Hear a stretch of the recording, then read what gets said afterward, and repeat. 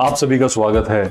इस वीडियो में मैं आपको बताना चाहता हूं कि क्या कॉस्टिंग्स आपकी आ सकती है, कितना खर्चा आपको आ सकता है अगर आप वर्क वीज़ा लगाते हैं शेंगन की किसी कंट्री का, चाहे खुद लगाएं या किसी और के थ्रू लगाएं। ये क्वेश्चंस आपके बहुत आए हैं और मैंने ये नोटिस किया है कि काफ़ी सारी कन्फ्यूजन्स भी हैं जो डेवलप हुई हैं। कमेंट सेक्शन पे मैंने ये चीज़ भी नोटिस करी है। जो हमारे पास ईमेल्स आए थे उस पे भी लोगों ने ये चीज़ कहा था कि उनको वेरिएशन समझ में नहीं आ रहा है कि कितना खर्चा आ सकता है, क्या एस्टिमेट लेकर चल सकते हैं। तो इस छोटी सी वीडियो में मैं ये सारी चीज़ें आपको बताना चाहता हूं और इस वीडियो को आप एंड तक ज़रूर देखें ताकि अगर आप खुद भी लगा रहे हो या किसी के थ्रू भी लगा रहे हो तो आपको ये कंसेप्ट क्लियर हो जाए कि अप्रॉक्सीमेट खर्चा आपका कितना हो सकता है।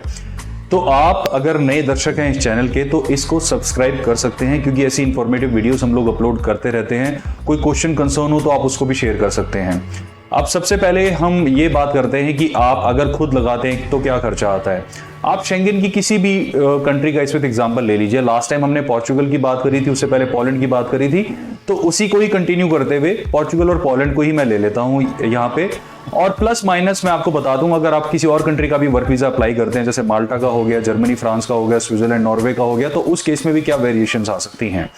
सबसे पहले आपको समझना होगा एक चीज कि वर्क वीजा का पूरा कंसेप्ट ये बिल्कुल फ्री होता है कैंडिडेट के लिए। एज पर द बुक्स अगर हम जाएं, एज पर द सिस्टम अगर हम जाएं, अब ये फ्री कैसे होता है? ये फ्री होता है जब आप वर्क वीजा लगवाते हैं, कहीं का भी लगवाते हैं, अप्लाई करते हैं और आपकी जॉब सिलेक्शन हो जाती है, तो ये सारा खर्चा जो कंपनी ने आपको सेलेक्ट किया है वो पे करती है। यानी आपकी परमिट के चार्जेस भी वो पे करेगी, आपकी फ्लाइट टिकट्स के चार्जेस भी वो पे करेगी, जितना भी कॉन्ट्रैक्ट में और जो डॉक्यूमेंट्री चार्जेस उनके होस्ट कंट्री में लग रहे हैं जहां पे आप जाना चाह रहे हैं उसके वो सारा पे करेगी। ज्यादा से ज्यादा आपके थोड़े बहुत पैसे लगेंगे तो अपने डॉक्यूमेंट्स को अपोस्टल कराने में लगेंगे या फिर उनको अटैच कराने में लगेंगे, उनकी कॉपीज बनवाने में लगेंगे, दैट्स ऑल। थोड़ा बहुत डॉक्यूमेंटेशन का चार्ज आपका लगेगा। अगर आप ये कंसेप्ट फॉलो करते हैं तो इसमें सारा मिला के एम्बेसी की फीस भी अगर आप इसमें ऐड कर लेते हैं तो भी आपका 25-30,000 से ऊपर का खर्चा नहीं होता। ये तब है जब एब्सोल्यूट स्पॉन्सरशिप आपको मिल जाती है और सारा का सारा खर्चा वहां की कंपनी पे कर देती है। ये पहला कंसेप्ट है। अब इस कंसेप्ट में देखिए, जो कंपनी पूरा खर्चा आपके लिए उठा रही है तो वो क्यों उठाएगी? वो तभी उठाएगी जब उसके लिए आपका हायर करना बहुत ज्यादा इंपॉर्टेंट हो, यानी उसको लॉस हो रहा है, उसको वहां पे कोई कैंडिडेट नहीं मिल रहा, कोई पोर्चुगीज या पॉलिश बंदा नहीं मिल रहा, कोई यूरोपियन बंदा नहीं मिल रहा और उसकी वेकेंट पोजीशन से उसको लॉस हो रहा है, जिससे उनके लॉयर जो हैं ये चीज प्रूव कर देते हैं कि इंडियन पर्सन को हायर करना बहुत जरूरी है। इनकी एब्सेंस में कंपनी हमारी जो है लॉस सफर कर रही है। यानी ऐसी पोजीशंस कौन सी होती हैं? जो सीनियर पोजीशंस होती हैं, व्हाइट कॉलर जॉब्स होती हैं, या कोई बहुत अच्छी जो आपको अगर वैकेंसी मिल जाती है जिसका ईयरली इनकम ही सेवरल थाउजेंड यूरोस का होता है। अब ऐसे केस में आपको समझना होगा कि ऐसे केस में कंपनी डायरेक्ट ही हायर करती हैं। ऐसे केस में अगर वैकेंसी निकलती भी है तो बहुत ही रिनाउंड इसमें कंसल्टेंट्स इन्वॉल्व होते हैं जो बहुत ही प्रिविलेज्ड कैंडिडेट्स को वहां पे भेजते हैं और उनकी वैकेंसीज वहां पे कंफर्म हो जाती है। तो उस केस में हम कैटेगरी सी या डी की अगर हम जॉब्स की बात करें या मैन पावर की जॉब्स की बात करें यूरोप में जो आती हैं, उस केस में भी कंपनीज ही स्पॉन्सर करती हैं। बट कोरोना के बाद, स्पेसिफिकली कोरोना के बाद, वहां पे वैकेंसीज बहुत ही कम है और कैंडिडेट्स बहुत ज्यादा हैं। तो उस केस में क्या होता है, काफी सारे कैंडिडेट्स अपने आप विलिंग हो जाते हैं कि कंपनी का जो भी खर्चा होता है हम उनको दे देंगे। देखिए, एज पर द बुक्स तो नहीं देना चाहिए अगर सिस्टम को एब्सोल्युटली फॉलो करें, but there are lots of people जो यूरोप में माइग्रेट करना चाहते हैं एनी हाउ, चाहे वो अपनी फैमिली के पास जाना चाह रहे हो या अपने लिए न्यू लाइफ शुरू करना चाह रहे हो या उनका कोई भी XYZ रीजन हो। उस केस में वो कंपनीज को बोलते हैं कि भाई ठीक है, उनका जो कंसल्टेंट है वो कंपनी को बोलता है कि ठीक है, आपका जो खर्चा होगा it will be paid back to you. और हमारे जो कैंडिडेट है वो, इनकी ये प्रोफाइल है, आप उनको शॉर्टलिस्ट कीजिए, मैच करिए, फलाना धमकाना, ये छोटी छोटी चीजें होती हैं जो आपके कंसल्टेंट जो होते हैं वहां पे कंपनी के साथ टाई अप करके करते हैं।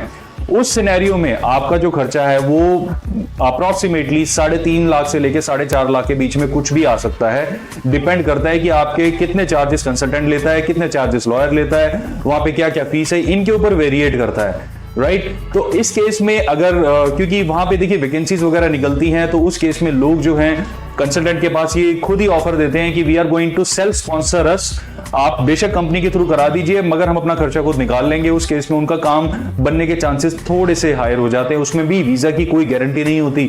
आप हमेशा एक बात ध्यान रखें, वीजा की चाहे टूरिस्ट वीजा हो, चाहे स्टडी वीजा हो, चाहे लॉन्ग टर्म हो, चाहे शॉर्ट टर्म हो, चाहे वर्क वीजा हो, चाहे स्पॉन्सरशिप पे हो या इन्विटेशन पे हो, गारंटी तो ली ही नहीं जा सकती। इस पे काफी सारी चीजें डिपेंड करती हैं कि आपकी कंपनी जो आपको हायर कर रही है उसकी मार्केट इमेज कैसी है, आपके लॉयर जो है जो आपके सारे डॉक्यूमेंटेशन प्रिपेयर करते हैं यूरोप के अंदर, उनकी रेपुटेशन कैसी है, आपके कंसल्टेंट का रिकॉर्ड कैसा है, ये सारी चीजें मैटर करती हैं।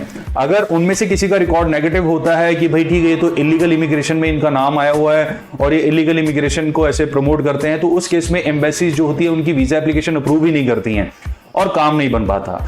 तो यहां पर ये सिनेरियो भी हो जाता है। कई केसेस में ये भी देखा गया है कि वहां पे जो लॉयर्स होते हैं दे आर सो, उनकी इतनी पावरफुल लॉबी होती है कि वो पूरे केसेस में अगर एश्योर हो जाते हैं कि कैंडिडेट बिल्कुल ठीक है, कंपनी बिल्कुल ठीक है, तो we are willing to fight इस केस, और उस केस में वो अपना थोड़ा सा एक्स्ट्रा फीस लेते हैं और आपके केस को फाइट करते हैं, आपके केस को रिप्रेजेंट करते हैं और उसमें वीजा मिलना और भी ज्यादा आसान हो जाता है। अकॉर्डिंगली कॉस्ट बढ़ती चली जाएगी, कॉस्ट वेरिएट होती चली जाएगी, बढ़ती चली जाएगी। सिमिलरली अगर आप स्विट्जरलैंड या जर्मनी जैसी कंट्री में अगर खुद करते हैं तो वहां पर भी आपका इससे थोड़ा सा एक्स्ट्रा ही कॉस्ट लगेगा। अब काफी सारी यहाँ पर कंफ्यूजन ये आ जाती हैं कि भाई अगर कैटेगरी सी डी या सिंपल सी बात करें, अगर हम मैन पावर कैटेगरीज में अप्लाई करते हैं, कोई व्हाइट कॉलर जॉब में अप्लाई नहीं करते हैं, कोई ऐसी जॉब में अप्लाई नहीं करते हैं जिसमें बहुत ज्यादा प्रिविलेज मिलता हो, तो उस केस में कितने चांसेस हैं अप्रूवल के।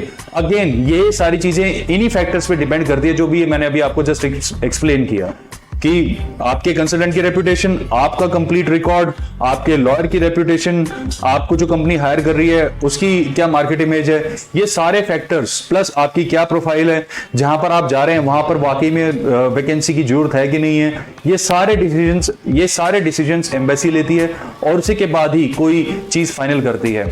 अब यहाँ पे अगर आप मेरी हेल्प लेना चाहते हैं, आप चाहते हैं कि मैं आपके लिए यहाँ पे आपके केस में आपकी हेल्प करूं, पर्सनली आपके डॉक्यूमेंटेशन को मैं खुद प्रिपेयर करूं, तो उस केस में सारी हेल्प मैं, जिससे मेरे जो लॉयर्स हैं यूरोप के अंदर जिनके साथ हम लोग मिलके काम करते हैं, हमारे वहां पर लोग जाते हैं, आपको जैसे पता ही है, जो टीआरसी वगैरह बनवाते हैं या टूरिस्ट वीजा पे जाते हैं या वहां पर जो घूमने फिरने के लिए उनको कोई अगर लीगल हेल्प की जरूरत होती है, तो हमारे कुछ वहां पे काउंसलर्स हैं, कुछ लीगल काउंसलर्स हैं जिनकी हम सर्विसेज यूज करते हैं और अपने क्लाइंट्स को वहां पे रेफर कर देते हैं कि आप वहां पर जाइए, डायरेक्टली उनसे डील करिए, डायरेक्टली उनसे बात कीजिए और डायरेक्टली ही उनको पे करिए। तो ऐसे ही यहां पर मैं उनकी हेल्प लेता हूं।